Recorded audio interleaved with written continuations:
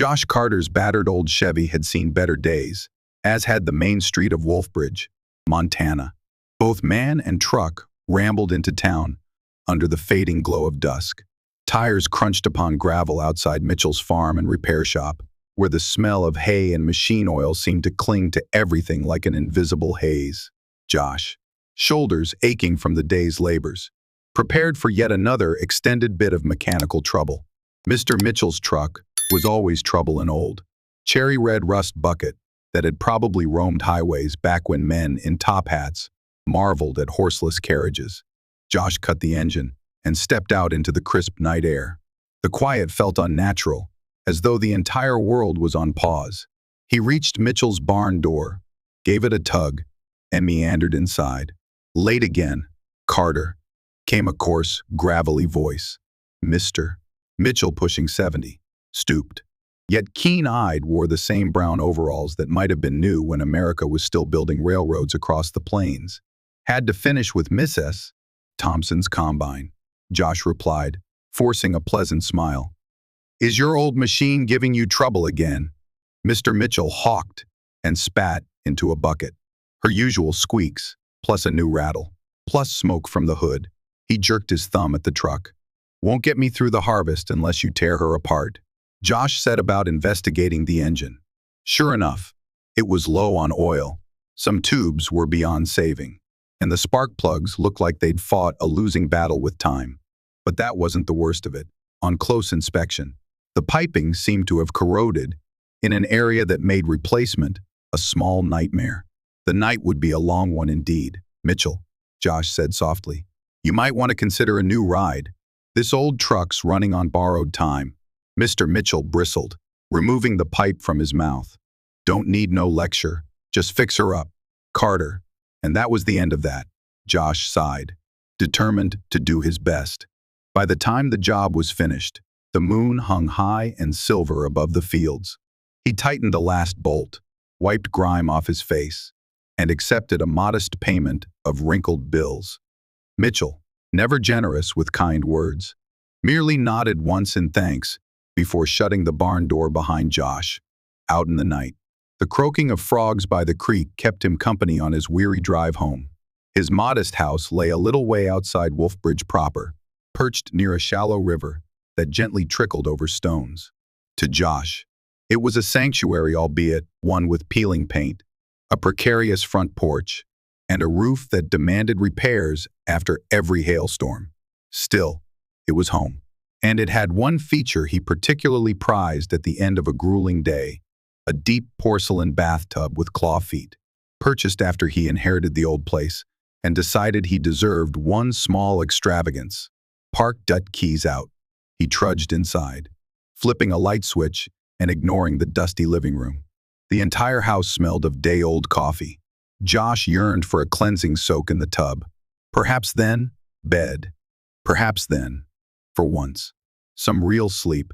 He peeled off his jacket and boots, the thud echoing through silent rooms. The bath would be quick and glorious.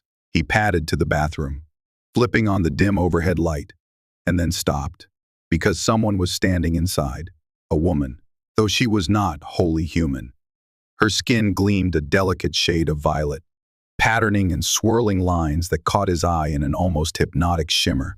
But more pressing than her unusual coloration was the fact she was naked and screaming.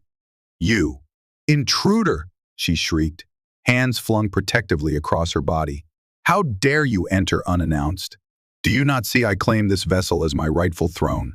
Josh, heart hammering like a loose piston, stammered something incoherent. Was he dreaming? Had exhaustion finally driven him mad? He stepped back so abruptly that he slammed his shoulder against the doorframe. Hold on. Who are you?" Her glare was ferocious. She wore what looked like a bizarre crystalline band across her brow, refracting the light in blues and greens. Her posture was regal, with proud shoulders and an upturned chin. Somehow, that grandeur was not diminished by her frantic attempt at covering herself.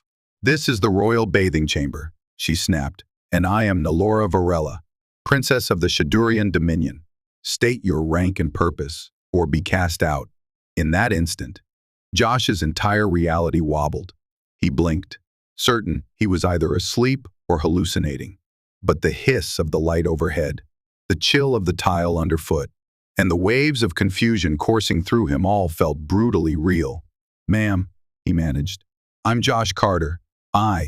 This is my house, my bathroom. There must be some misunderstanding." She clutched the side of the tub as though it were a lifeboat. Josh realized, with a jolt, that she was also trembling. Perhaps not just anger, but fear. "Your house. This structure," she repeated. "What planet are we on?" "Earth. Earth," Josh confirmed, swallowing hard. "Wolfbridge, Montana. If you need specifics." Her gaze flicked to the crystalline circlet.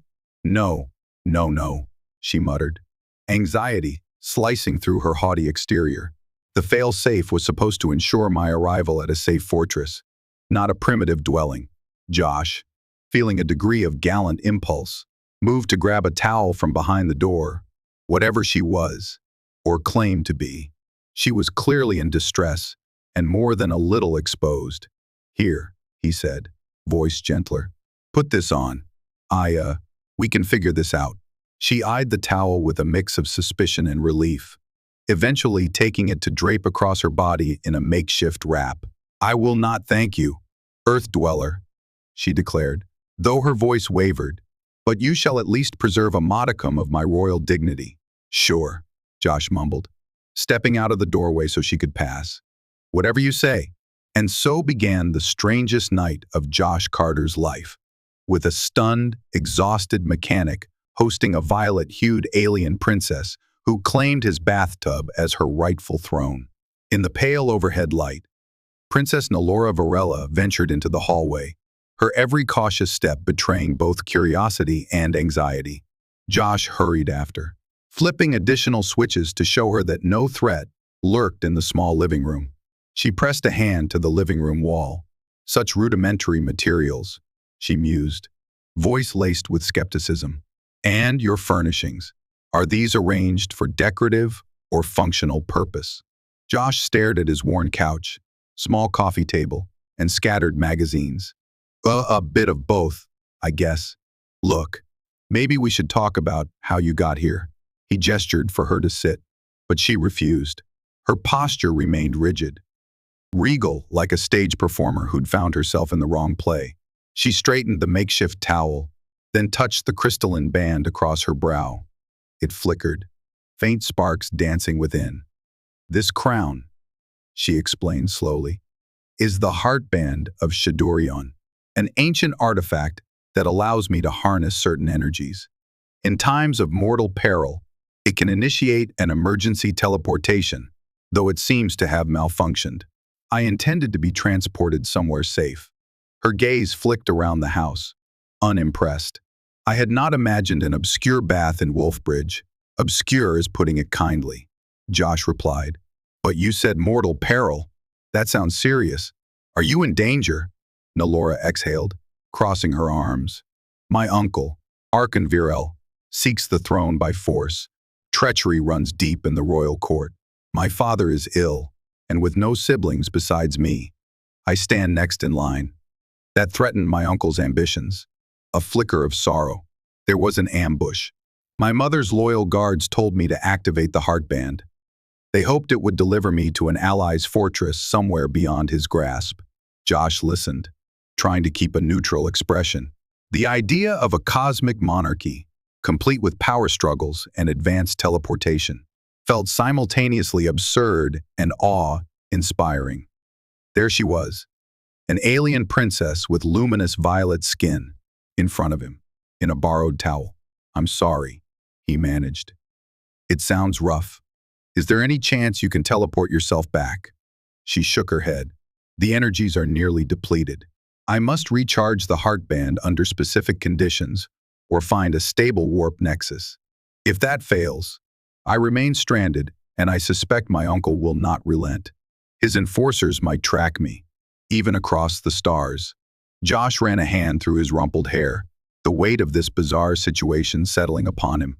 "Okay, suppose you stay here, at least for tonight. There's no safe fortress, but I can keep the lights low. The door's locked. Wolfbridge is pretty remote. Nalora eyed him warily. You speak with an air of sincerity. Perhaps you are not one of the spies my uncle dispatched. Very well. Temporarily. I accept your shelter. But do not presume over familiarity. Earth dweller. He hid a hint of a grin. The name's Josh. She gave a slight dip of her chin and almost bow. More a reflex than respect. Josh Carter.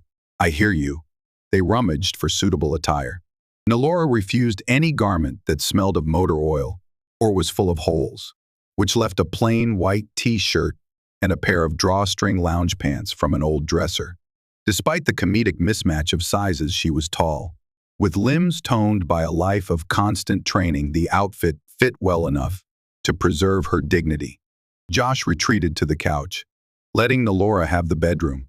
He half expected to awaken in the morning and discover he'd dreamed the entire thing. Before drifting off, he glimpsed moonlight shining through the blinds, reflecting oddly across that crown's crystalline surface. He closed his eyes on the image of an alien princess pacing in his worn bedroom, perplexed by Earth's quiet rural gloom. Morning arrived with bright Montana sunshine slicing through the window. Josh stirred, muscles stiff from sleeping on the couch. He sat up, listening intently. Had she gone? Was any of it real? He found Nalora in the kitchen, nose wrinkled as she examined a half-finished mug of instant coffee. How do Earthlings endure such a bitter concoction? She asked, setting it aside in distaste. Josh couldn't help but chuckle. Usually we add sugar, cream, or just toughen up. It's how we stay awake. She made a face, then returned to fiddling with the heartband. Tiny pulses of light flickered across the central gem. I do sense ambient energies, but they're faint. The recharging process will take time, unless I can access a more focused power source. Ideally, ultraviolet wavelengths of a particular intensity. Sounds like you need a specialized device, Josh said. We do have tanning salons that use UV lamps, but I'm not sure it'll match your alien frequencies. Nalora frowned, tapping an engraved symbol on the crown. It might suffice. Then she paused, glancing around. If you are to help me, we must remain discreet. My uncle's enforcers, some are robotic or heavily augmented. If they zero in on the heartband signature, they'll come. This planet would be unprepared. A chill raced through Josh.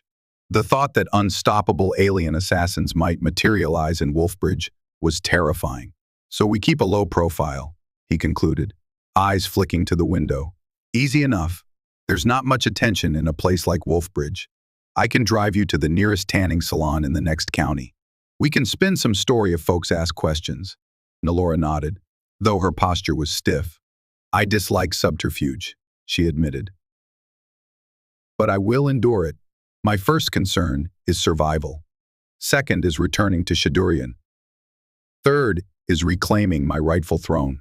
Josh rummaged in cupboards for breakfast, producing cereal. He poured 2 bowls and added milk. Nalora eyed it suspiciously, but agreed to try a spoonful. The sweet crunch elicited a small, startled delight from her. It's not unpleasant, she allowed. He snorted.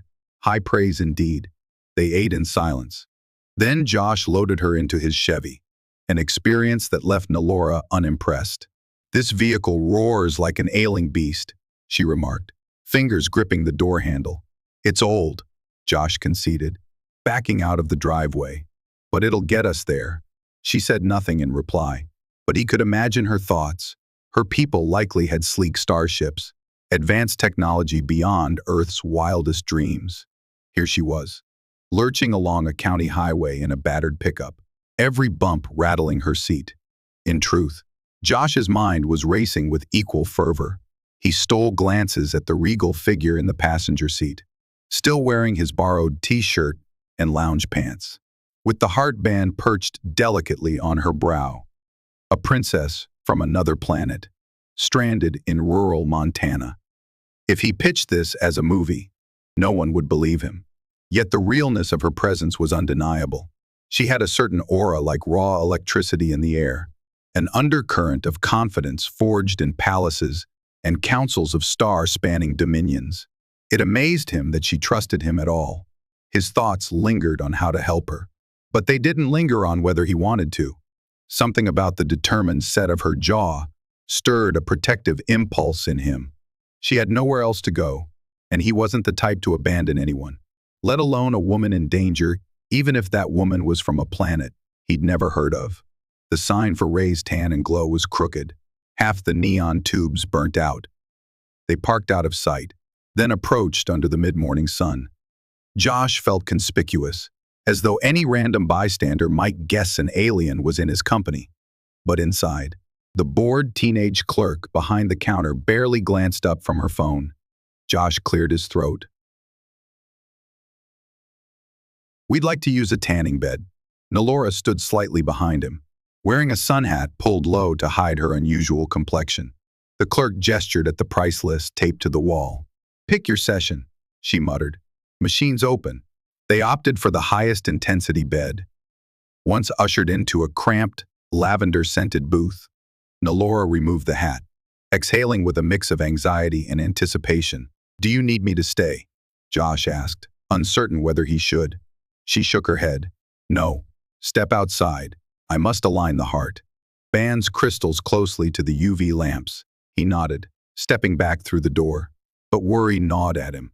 If the heart band's signature grew stronger, might that attract her uncle's enforcers? He hovered near the front, watching the clock, palms sweating. Nearly 20 minutes passed before Nalora emerged, face flushed, eyes shining. "I feel the difference," she said. "The recharge is partial, but significant, if necessary. I can manage short burst teleports. I must be cautious with each usage." "That's good news," Josh said, genuinely relieved. At the front, the clerk processed their payment with disinterest, never suspecting anything out of the ordinary. They stepped back into the bright sunlight of midday Wolfbridge. The rush of normalcy around them, cars passing by. An elderly couple strolling the sidewalk, contrasted sharply with the cosmic secret they carried. Yet a prickle of unease slid down Josh's spine. Across the street, near a convenience store, stood an unnaturally still figure. Its gaze, if it could be called that, was locked on them. The figure, tall, slender, wearing a coat despite the heat, suddenly lifted what might have been a scanning device. Nalora grabbed his arm. "We must go," she whispered. "That's no human. Look at its posture, the angle of its limbs. An automaton or a cyborg." Josh's heart lurched. "Come on." They dashed for the truck. The figure gave chase with a mechanical swiftness that made heads turn. Nalora dove into the passenger seat. Josh gunned the engine, and the truck squealed out of the parking lot, nearly clipping a lamppost. In the rearview mirror, the figure sprinted with inhuman grace, weaving between cars and pedestrians. Josh pressed the pedal to the floor, heart hammering. Nalora's breath came fast as she clutched the heartband. "You might have to use your short-burst teleport if we can't shake it." Josh yelled over the roar of the engine. She shook her head, jaw tight. "It drains precious energy. I should only do that if we have no choice." The road out of town veered onto farmland. Josh took it, ignoring speed limits. Grain fields blurred into gold streaks. The mechanical pursuer had vanished from view, but that didn't soothe Josh's nerves. Finally, after several minutes of breakneck driving, they turned onto a side route that meandered between homesteads. Josh found an unpaved path leading into a cluster of cottonwoods. He parked beneath the shelter of the trees, cutting the engine to hide from any overhead aerial detection. They sat there, both breathing hard. "Now I see it's all too real," Josh murmured, scanning the horizon. "If that thing catches us." Nalora's fingers brushed the heartband. Her eyes glistened with an edge of fear. "We must plan carefully," she said. "But I cannot simply hide forever. My father's in peril. My entire dominion is at stake. Yet, if I am captured, my uncle secures the throne unopposed." Josh took a breath, feeling a strange surge of responsibility. "Maybe we can think of a better way to charge your crown, or find somewhere safe. My house isn't secure, but I have a friend who owns a property in the mountains. Could that work?" Nalora studied him. A secluded place with fewer human witnesses might indeed help me remain undetected. But what of my quest? How long will I remain exiled in the wilderness? I wish I had a better answer, Josh replied quietly. But first we have to survive. Then we can strategize about how to get you home. She exhaled. Very well. For now, I will trust your judgment. Josh Carter of Earth. A faint, wry smile touched his lips. That's me. Let's see if luck stays on our side. Josh's friend, Mason Webb, was out of state for the season off somewhere hunting or guiding expeditions. He had left behind a lonely cabin high in the foothills, accessible only by a winding gravel road that eventually turned into little more than a trail. Josh navigated carefully, dust swirling behind the Chevy. The cabin itself was a sturdy wooden structure perched near the edge of a ridge, offering a sweeping view of pine-filled valleys. The air was crisp at this elevation, cooler by several degrees. Though small, the place had a certain charm. More importantly, it was out of sight, with no neighbors for miles. They arrived in the late afternoon. Josh unlocked the door with a spare key Mason had once given him for emergencies. Inside lay a living area with a modest fireplace, a kitchenette, and a single bedroom. It smelled of wood polish and faint old smoke. Nalora walked in slow, contemplative circles, taking in the surroundings. This is indeed isolated, she remarked. Perhaps we can ward off detection, or at least buy time. Josh set the few supplies he had on the table. Yeah, we'll need to gather more food eventually, but this will do for a couple of days. If we keep the lights off at night, nobody will know we're here. Nalora nodded. The heart band is recharging, albeit slowly. The UV tanning bed helped, but in this environment, the charge is incremental. My uncle's forces, if they discovered the signal, might still come. Josh eyed her warily. You said your father's in danger. Is there any chance you can contact him from here? She shook her head. The communications aspect of the heart band demands a stable warp link, something we can't muster without a significant power array. On Shadurion, it's easy. We have large resonance stations. Here, everything is archaic. Right, he replied, feeling a stab of helplessness.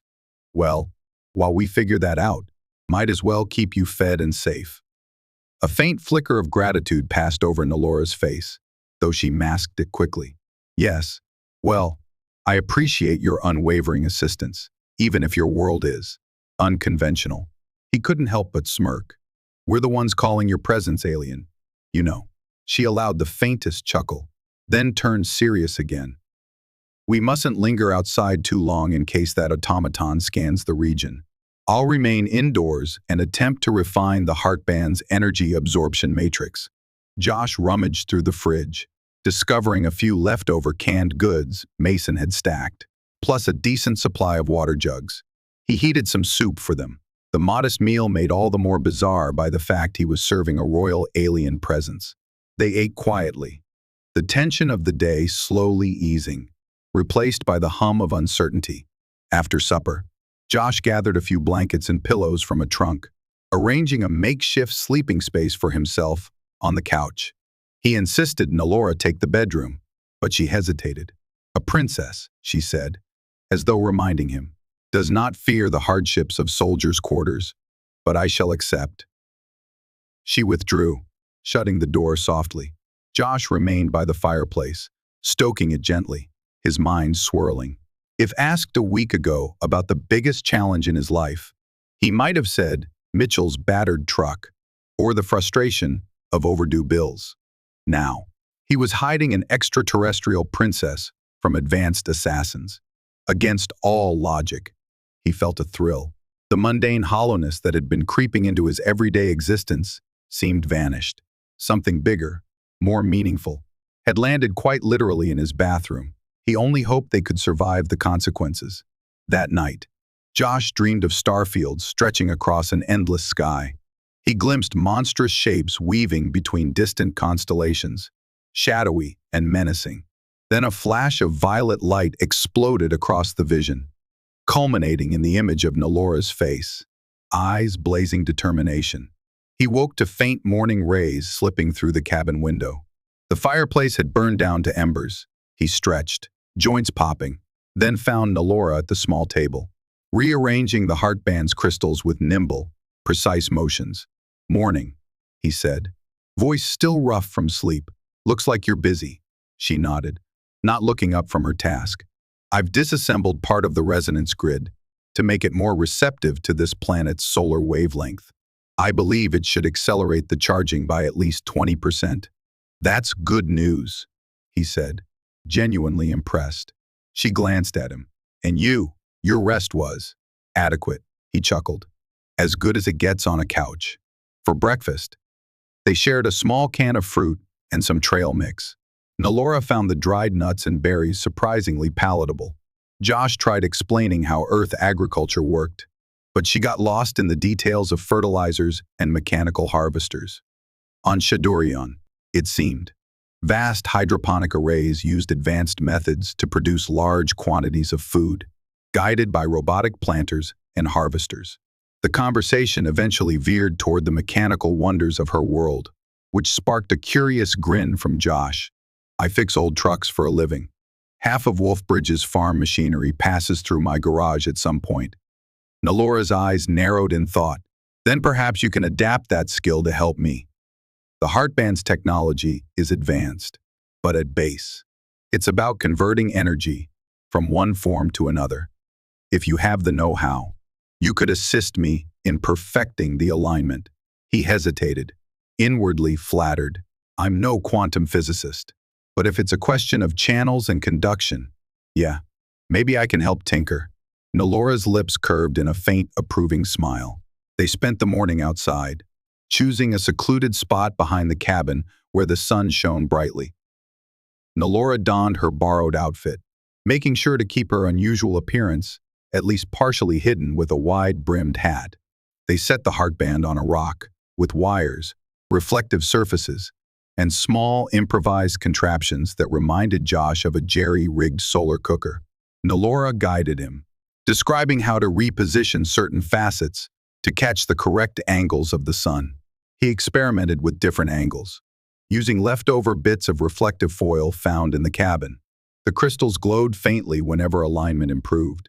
"Wait, see this color shift," Josh said, tapping the largest gem carefully. "That's the sweet spot." Nalora's gaze flicked between him and the crown. "Indeed," she murmured, a note of admiration creeping into her tone. "Your intuition is strong for an Earth dweller." He shrugged. "Maybe I'm just good at diagnosing things that need fixing." At midday, the crown emitted a low hum, a sure sign the energy intake had increased. Nalora's face lit with triumphant relief, but her good cheer lasted only a moment before turning pensive. "Even with this progress, we'll need many days, perhaps weeks, to gather enough power for a stable cross-galactic jump," she said. "And who knows if my uncle's forces might arrive sooner." Josh placed a steadying hand on her shoulder.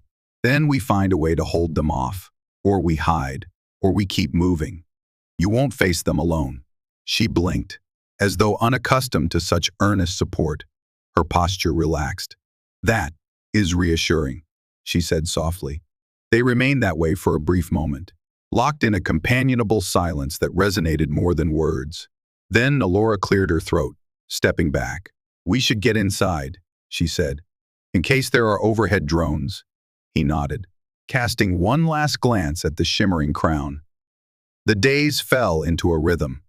Mornings, they adjusted the crown and let it soak up the sun's energy. Afternoons, they stayed indoors, poring over bits of Earth technology that Josh attempted to repurpose. Evenings, they watched the stars from behind the safety of the cabin's partially closed shutters. Nalora sometimes pointing out the location of Shadurion, though of course it was far beyond human telescopes. As the tension of constant fear lessened slightly, they found themselves learning more about each other.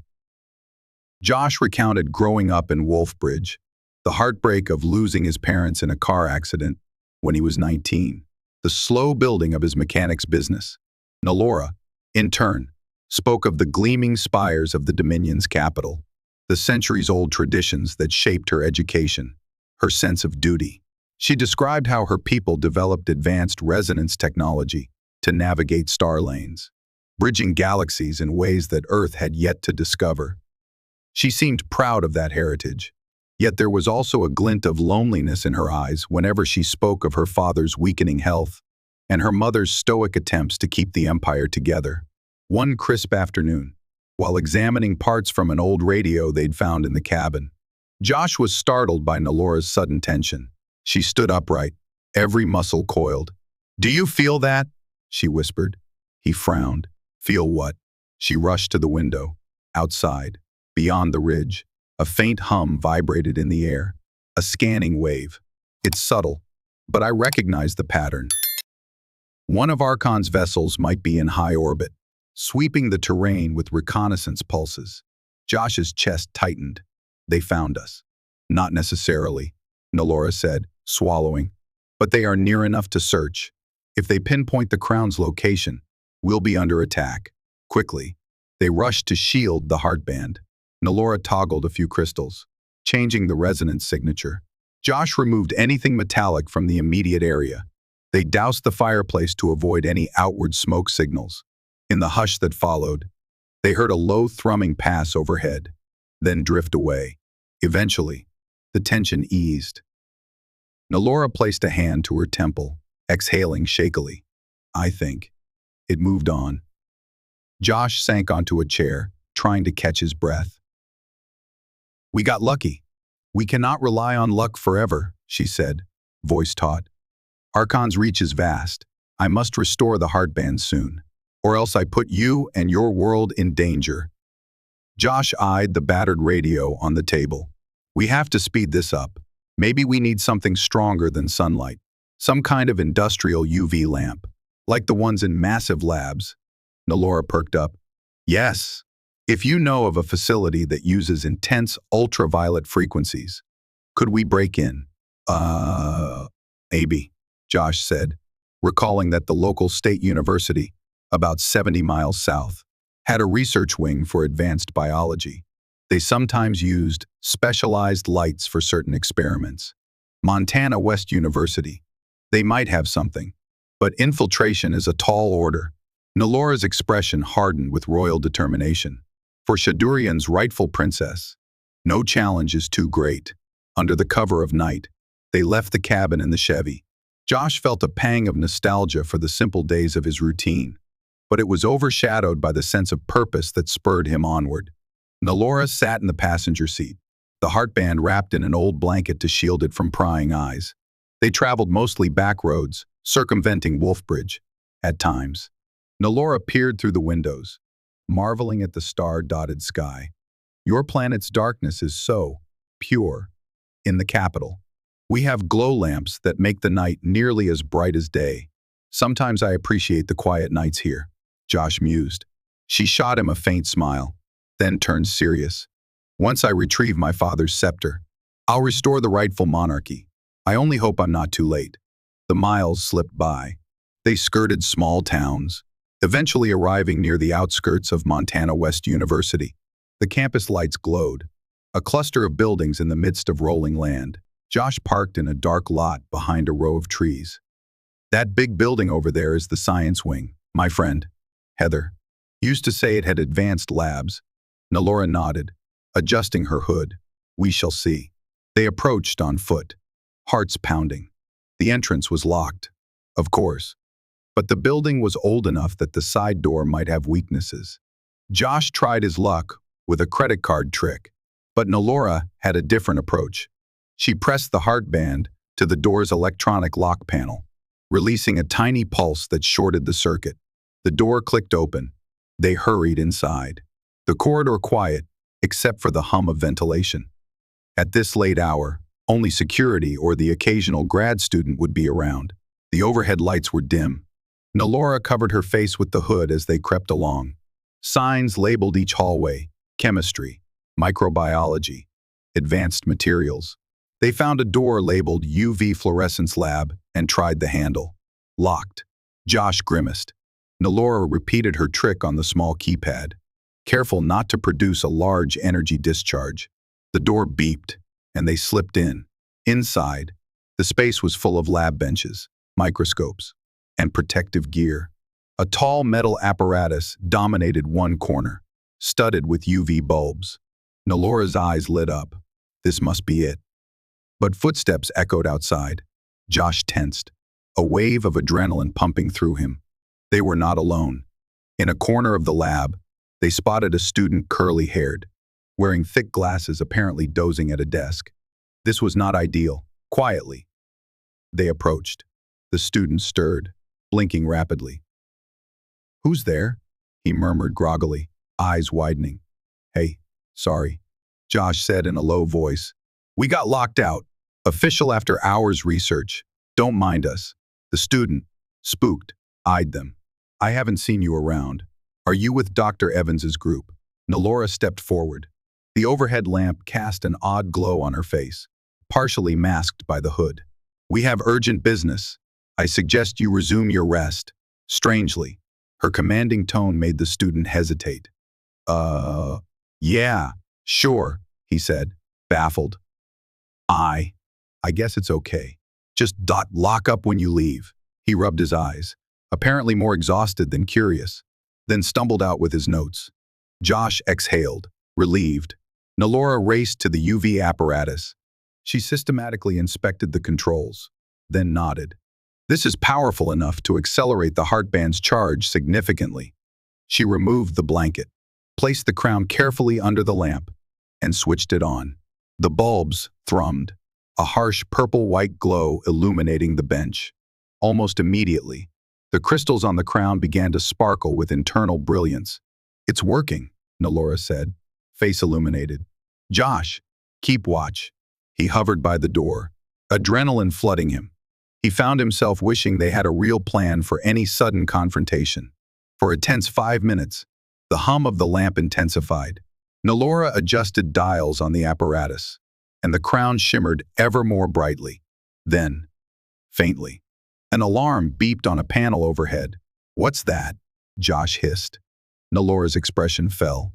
System overload. The intensity is spiking beyond safe thresholds. Smoke began curling around the lamp's base. Josh darted forward to yank the power cord from the wall. The glow died. The swirling crystals of the crown continued to radiate energy for a few heartbeats, then dimmed to a steady glow. "Nalora, are you okay?" he asked. She lifted the crown. "It's more charged than before, though not at full capacity. But we must flee. That alarm might draw security." They raced out, footsteps echoing. The corridor lights seemed brighter now. Sure enough, from the far end, a security guard called. "Hey, stop!" Josh and Nalora didn't stop. They darted down a side hallway. Nalora used another small discharge to pop open a door that led into the night air. At the same time, overhead, a thunderous rumble suggested some kind of aerial craft was moving through the campus perimeter. They sprinted across the lawn. The guards' shouts faded behind them. Reaching the parked Chevy, they jumped inside. Josh fired up the engine. Tires spinning. A dark silhouette swooped above, cutting across the moonlit sky. "That might be one of Archon's flyers," Nalora gasped. "It can't be a coincidence they arrived just when we used so much energy." With no time to second-guess, Josh stomped the gas, gunning for the highway. Lights soared overhead. The chase was on. The black aerial craft tracked them with haunting precision. A silent predator in the night sky. Nalora crouched low in her seat, keeping the crown clutched. Josh's knuckles whitened on the steering wheel. A sudden beam of light cut through the darkness, scorching the pavement ahead. The Chevy swerved, missing the impact zone by inches. Sparks flew where the beam struck, leaving a molten scar on the road. Nalora stared in grim realization. That's a particle lance. Archon's advanced weaponry. Josh clenched his jaw. "They're trying to blast us." "Yes," she said breathlessly. "No more half measures. They intend to retrieve me or see me dead." A second beam seared the air behind them, scorching farmland. They zigzagged across the road in desperation, the truck's tires squealing in protest. Nalora pressed a hand to the heartband, eyes squeezed shut. In a burst of violet energy, she unleashed a protective shield that shimmered over the truck's surface. Another lance struck, deflecting sideways with a brilliant flash. But Josh felt the recoil jerk the wheel from his grip. They skidded, then swerved back onto the asphalt. "Nalora!" he shouted. "Can you keep that shield going?" She grimaced, sweat beading her brow. "It's draining. I can't sustain it for long." They roared through the night, the air thick with tension. In the near distance, a wide creek cut across the land, spanned by a narrow steel bridge. Josh aimed for it, hoping the structure's geometry might disrupt the craft's line of fire. They hit the bridge at dangerous speed. Metal girders flashed overhead. Another sizzling beam carved a glowing path across the top support, sending sparks raining onto the truck's hood. Nalora's shield caught the brunt, flaring brightly. Her strangled gasp signaled her limit. "Josh, if the heartband overloads, I'll lose all stored energy. Don't let that happen," he begged. "We need every bit." The craft angled to the side, preparing another shot. Josh realized with horror that they'd be pinned at the bridge exit. The water glinted below, the road an open line. He made a split-second choice, wrenching the wheel. He crashed through the low barrier on the side, the truck smashing into the brush beside the creek. They plunged down a short embankment, bouncing violently. The engine coughed. Behind them, the aerial craft overshot, banking awkwardly. For precious seconds, it lost sight. Josh forced the truck forward again, forging a path along the creek's stony edge. Water splashing the tires, the craft circled back. Nalora, breathing raggedly, pressed the heartband to the windshield, unleashing one final shield surge as the craft fired. A dazzling impact lit the darkness. The shield cracked under the assault, but deflected the lance just enough that it grazed the truck's rear. A searing blast took out the tailgate, throwing metal shards everywhere. The pickup fishtailed, half submerged in the creek. Smoke filled the cab. Josh coughed, hands shaking. "We're out of time," he spat. "We have to run." Nalora nodded, tears shining in her eyes from the strain. "The heartband is nearly spent again. But I can do a short-range teleport. I can take both of us maybe half a mile into the woods." Josh looked at the approaching craft. "Do it." She wrapped an arm around him, pressing the crown's crystals to his chest. "Hold on." The next instant, a violent rush of cold, swirling colors tore at his senses. He felt weightless, then hammered by a sudden gravitational snap. When the world stabilized, they were sprawled in a moonlit forest, the creek nowhere in sight. Birds fluttered in alarm from nearby branches. Josh rubbed his forehead, nauseated. Nalora lay beside him, gasping. The heartband's glow had dimmed once more. "That's it," she whispered. "I can't. Use it again. Not until it recharges again." He propped himself on his elbows, scanning the area. The craft was not visible overhead. No sign of immediate pursuit. "We escaped. For now." Nalora nodded weakly. "But the truck is gone. We're on foot. And my uncle's watchers likely scoured the entire region." Josh helped her sit up. "We'll keep moving. I know a place we can go for a short while." In truth, he wasn't entirely sure where they were, but survival instincts took over. With Nalora leaning on him, they limped deeper into the woods, away from roads, away from that lethal craft. The night pressed around them, solemn and cold. Yet within him, a fierce, protective fire blazed. He would not let that monstrous display of power claim her. They wandered for hours, searching for any sign of shelter. At dawn, they found an abandoned ranger station, a small, single-room structure used in the past by local forestry officials. The door was locked with a rusted padlock. Josh pried it open with a discarded metal rod. Inside, dust reigned, but it was dry and had leftover supplies, a metal cot, some tattered maps, a half-broken radio. With Nalora's help, Josh barricaded the door. The station's old wood stove might allow for a small fire if they needed warmth, but they agreed not to risk the smoke unless absolutely necessary. Nalora sank onto the cot, burying her face in her hands. "I never realized how draining exile could be," she murmured. "On Shadurian, I had servants, protective wards, entire fleets at my disposal. Now I'm half-starved, my clothes torn, and the heartband teeters on emptiness." Josh squatted nearby, "We'll find a way out," he said gently. She looked up, eyes filled with an unfamiliar vulnerability. "You've risked so much for me already. I can't fathom why." He hesitated. Then he said, "Because you needed help. And I realized I don't want to let you down, or watch you vanish from my life." Nalora's cheeks darkened to a deeper purple hue, as though she were blushing, but a faint smile curved her lips. "You are surprisingly honorable, Josh Carter of Earth." Her praise carried weight, a softness that made his heart skip. But there was no time to dwell on it. He rummaged through the station, finding an old can of beans, some bottled water in a dusty crate, and a first aid kit. They ate quietly, regaining a bit of strength. When darkness fell that evening, they unrolled the station's single sleeping bag, deciding to share it for warmth. Nalora, stiff and formal at first, eventually relaxed enough to rest her head against his shoulder. Josh's mind reeled at the closeness, the slow, steady sound of her breathing.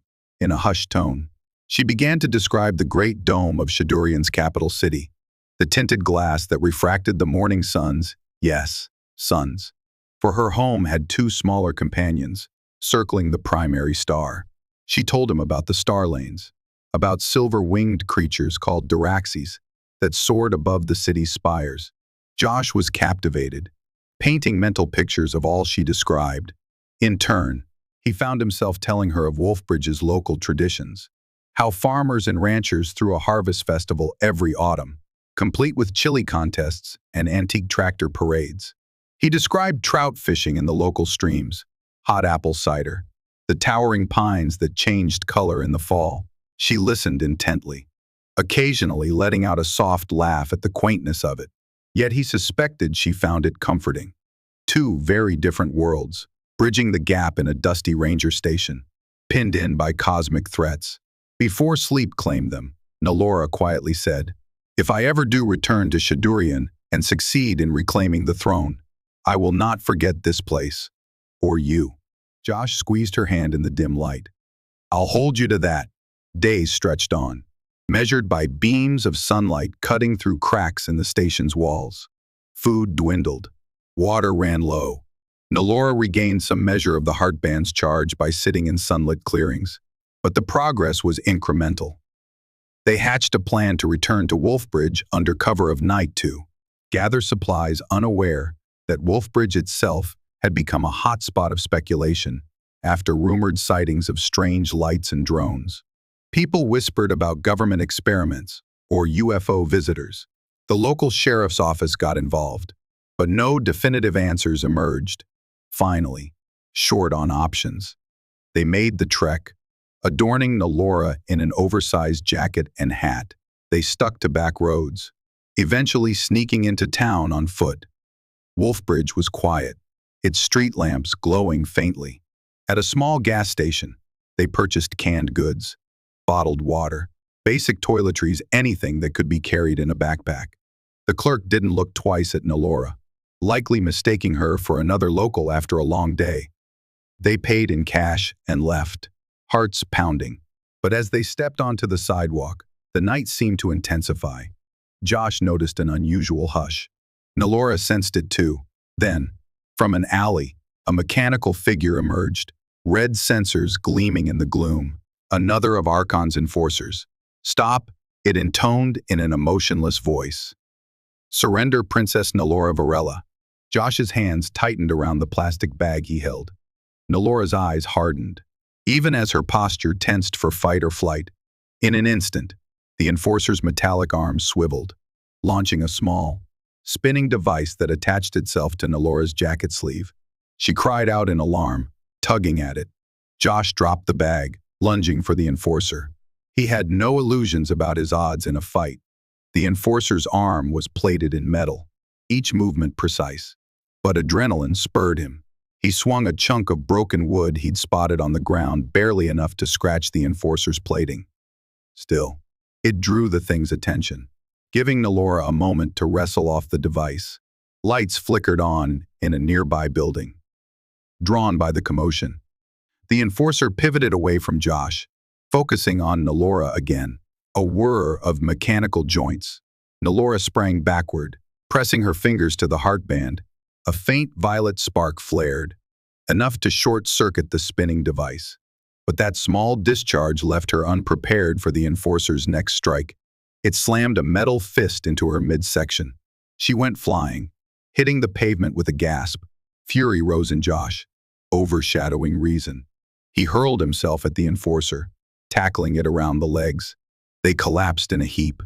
The enforcer's eyes glowed red, scanning for a lethal response.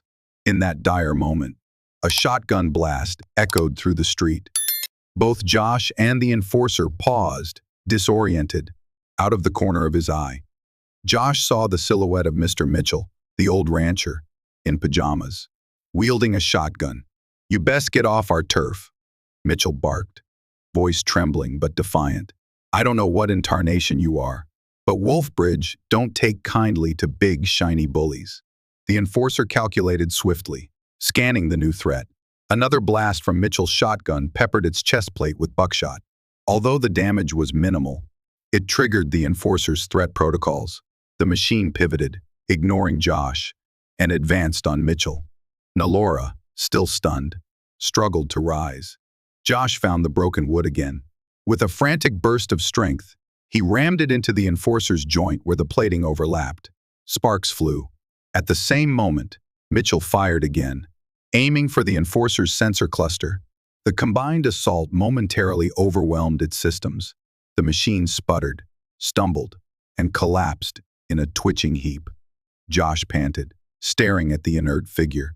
Mitchell approached warily, eyes wide. "Carter, what was that thing?" Nalora managed to stand, gripping her side. She offered the rancher a grateful, if pained, nod. "It was a threat from beyond your world. You have my thanks." Mitchell gaped at her, then at Josh. "Boy, you got some explaining to do." Distant sirens pierced the night. The Wolfbridge sheriff, no doubt responding to the scuffle. Nalora looked at Josh urgently. He grasped Mitchell's shoulder. "Mr. Mitchell, you saved our lives. I'm sorry, but we can't stick around for questions. You understand." Mitchell glanced again at Nalora, at her luminous violet skin visible in the streetlight, at the smoldering remains of the enforcer. Something in his weathered face shifted. "Go," he growled, glancing at the approaching sirens. "I'll keep my mouth shut. For now." Josh nodded in sincere gratitude. "Thank you." They retrieved what supplies they could and fled into the alley, disappearing just as the sheriff's car screeched around the corner.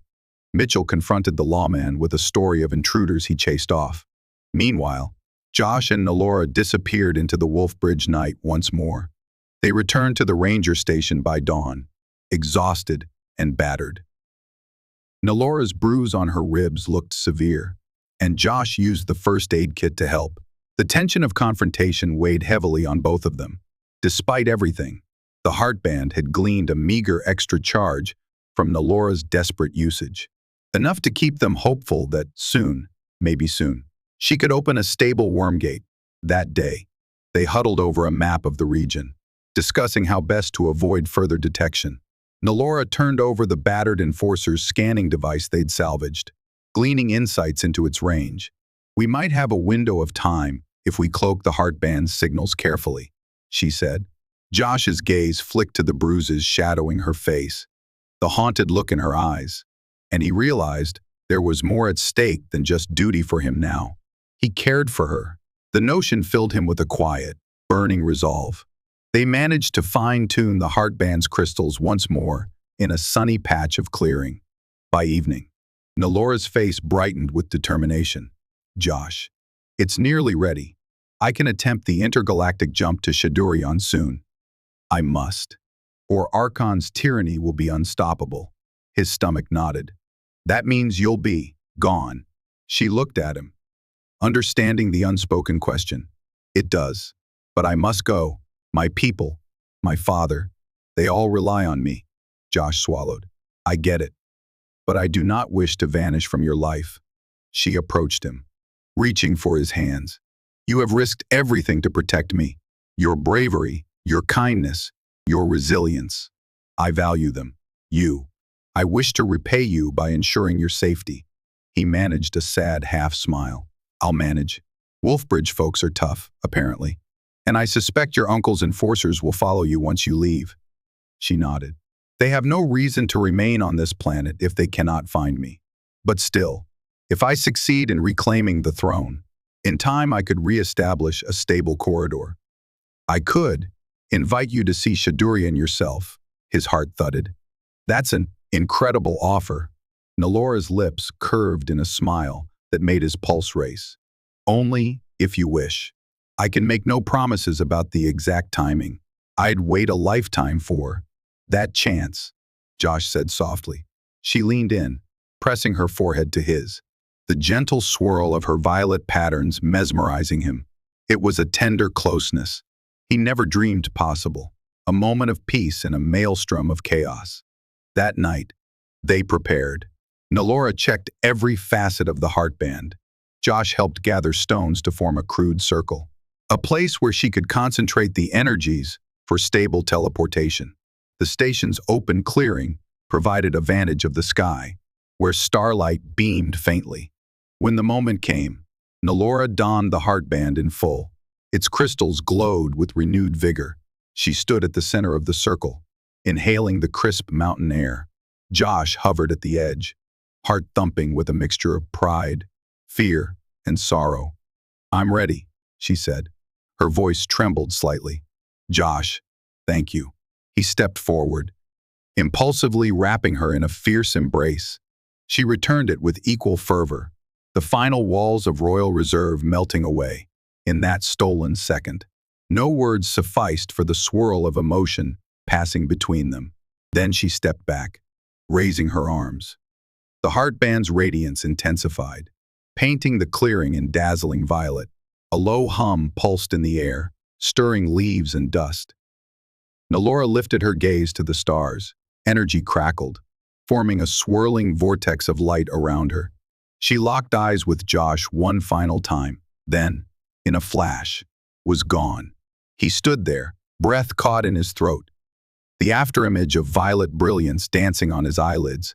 The clearing fell silent, the night wind rustling. She was gone, returned to her rightful realm, to face the dangers that awaited. Josh stared at the empty space, feeling simultaneously hollow and hopeful. He whispered, "Good luck, princess." Then he trudged back to the ranger station, alone with only the memory of her presence. Life after Nalora's departure felt surreal, with no sign of more enforcers.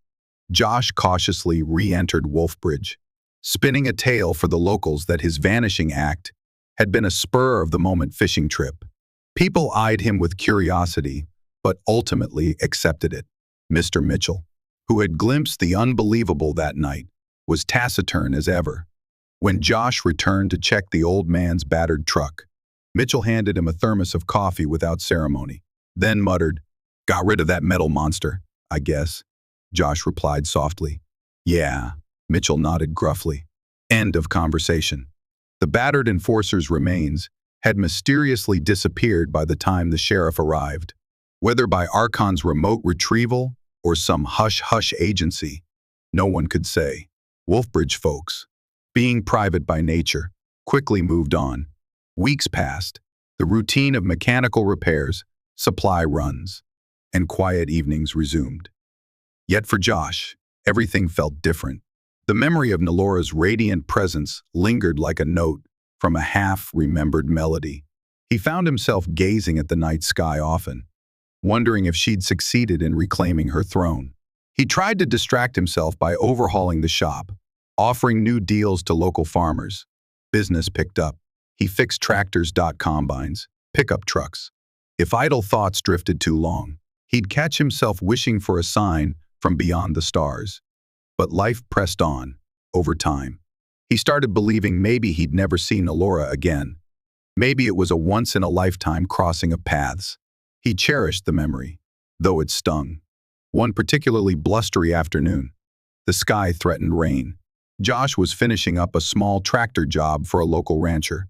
He closed the hood, wiped his greasy hands, and stepped outside. Cold wind ruffled his hair. Overhead, dark clouds massed, an occasional rumble of thunder in the distance. He felt a peculiar static in the air. Something was off. Then, out of nowhere, a prismatic shimmer manifested in the middle of the empty lot beside his garage. It twisted and glowed, forming a ring of swirling light. Josh's heart jolted. He recognized that energy signature in an instant. Dropping his tools, he dashed forward. The swirl parted, revealing a tall, regal figure draped in gleaming cloth of silver and violet. Nalora. She stepped through the portal, scanning her surroundings with excitement that transcended her royal composure. Behind her were two armed attendants, but they remained on the other side, bowing in deference. Josh, soaked with adrenaline, froze. Then, with a wide grin breaking across his face, he ran to her. Nalora's bright eyes locked onto him. She closed the final step, arms coming around him in a fierce embrace. He stammered, "You're here. I can't believe."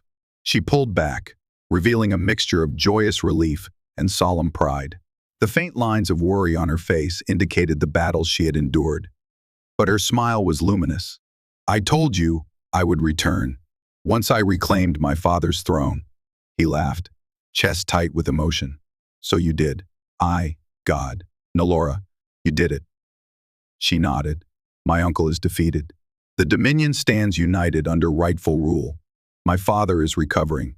There was much upheaval, but eventually, we prevailed. Now that stability is restored, I could open a corridor, if only briefly." The swirling portal flickered behind her, the attendants awaiting further instruction. Nalora took Josh's hands. "We have so much to discuss, but time is short. I wanted to see you, to give you a chance. Would you visit Shadurian with me, even if temporarily?" Josh glanced around, at the battered trucks, the Spartan town, the gray sky. Then he gazed into her eyes, remembering the vow he'd made to see those spires, those twin suns. "Yes," he said simply, voice trembling with eagerness. "Yes, I'd go anywhere with you." Nalora's smile glowed brighter than any star lamp. She took his arm, guiding him toward the shimmering portal.